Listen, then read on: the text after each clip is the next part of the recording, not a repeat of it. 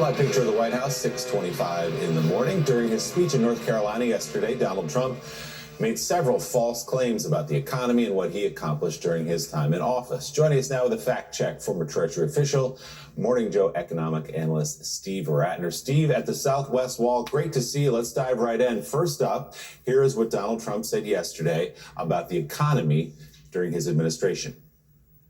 We had the strongest economy in history. There's never been a country that had an economy like us. I gave Harris and Biden an economic miracle, and they quickly turned it into an economic nightmare. See, this is an oft-repeated claim by Donald Trump that he had the strongest economy of all time, and now he's adding he handed Joe Biden an economic miracle. What's the truth about that? Not only did he not have the strongest economy of all time, he didn't even have the strongest economy of the last two presidents, himself and Joe Biden. And so let's take a look at some of the facts here. First, the best measure of an economy is its growth rate, GDP growth rate. And so when you compare the two, and I have adjusted out COVID in fairness to both presidents, although you see it doesn't actually change the picture, Trump grew his economy at a rate of about 2.6% a year, which is actually not a bad rate, and that excludes COVID. Biden grew his economy, has grown so far his economy at 3.5% a year.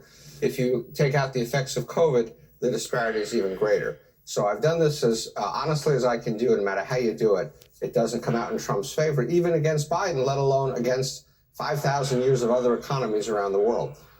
Secondly, you can look at jobs. That's a very important thing in an economy, obviously, to Americans. And again, I've adjusted out the effects of COVID. 182,000 jobs on average a month created by Trump.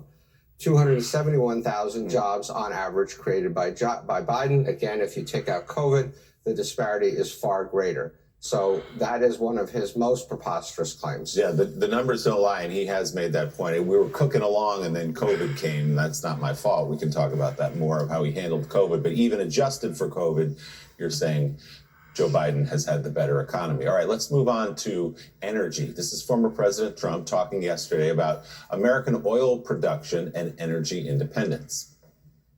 We were energy independent 4 years ago. Think of it. Today, we're getting energy from Venezuela in the form of tar. Steve, what do the numbers show? Well, first of all, we were never energy independent under Donald Trump. In fact, we really haven't been energy independent going back until sometime before 1950. You can see that the amount of oil imports that we had during Trump did in fact decline. This is part of a long progression that goes back to the mid-2000s. It's nothing that he particularly did. It continued under Biden, and lo and behold, the first time we have been energy independent as it applies to oil was in 2023 under Biden's presidency, when we actually exported a bit more oil than we imported. Now, Trump has hung up on Venezuela. I'm not exactly sure why. He usually likes dictators. In this case, he seems to not like it as much. It is a fact, as Trump said, that Venezuelan oil is bad oil. It's very heavy. It's very polluting. But look what happened to Venezuelan oil imports over the last 7.5 years. Under Trump, we averaged 10.3 million barrels of Venezuelan oil a day coming into this country. Under Biden, we're down to 1.7 million barrels a day of Venezuelan oil. So the idea that somehow Biden is the one who brought in all this Venezuelan oil is absolutely directly contradicted by the numbers. As is often the case, exactly the opposite is true of what Donald Trump says. In fact, we are not running on Venezuelan tar. Okay, let's talk about migrant crime. Donald Trump yesterday in North Carolina went on a tangent about what he claims is a surge in migrant crime. Here's what he said. They all said I was wrong when I said that migrant crime will reach epidemic proportions. And now it's much worse than that. It's a lot worse than epidemic proportions. It's beyond control. We have a new category of crime. It's called migrant crime. And I think it's going to end up being the worst category of all. All right, Steve, what does the data show?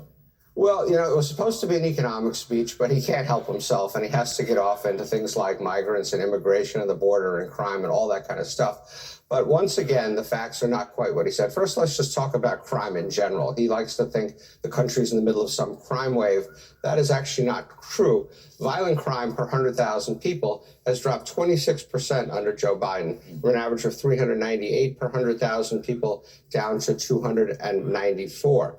What is even more amazing is that it in fact ended Trump's administration slightly higher than when it began, or certainly at best, most favorably. You can't see any improvement under Trump's administration. All the improvement has been under the Biden administration.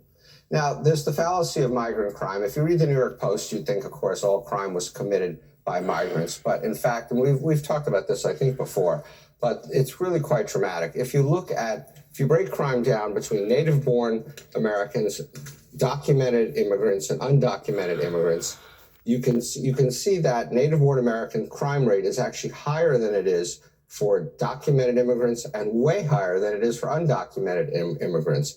That's true whether you look at violent crime, whether you look at property crime, when you look at drug violations. The fact is, immigrants actually commit fewer crimes than Americans. And for the undocumented immigrants, it's not totally surprising. They don't want to get sent back to wherever they came from, so they tend to behave themselves better than a lot of Americans and a lot of documented immigrants. So this is a complete fiction that Donald Trump has created. And Steve, right on cue, the New York Post this morning on its cover has an 11-year-old Venezuelan child in handcuffs, talking about the problem you just outlined. Great charts, telling the truth as always with data, Steve. Thanks so much. And before I let you go, I want to ask you about the inflation number yesterday that came down 2.9% year over year. What does it mean for the economy? Yeah, this was really good news. And even Trump actually, I think, briefly acknowledged it yesterday.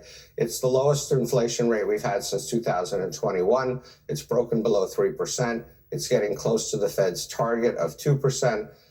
That combined with some suggestions that consumers are starting to pull back, that the economy is starting to weaken a little bit, has pretty much solidified a rate cut by the Fed in September, and that's good news for homeowners, it's good news for borrowers, it's good news for generally getting the economy going a little bit faster, and of course, politically, it's good news for the Harris ticket.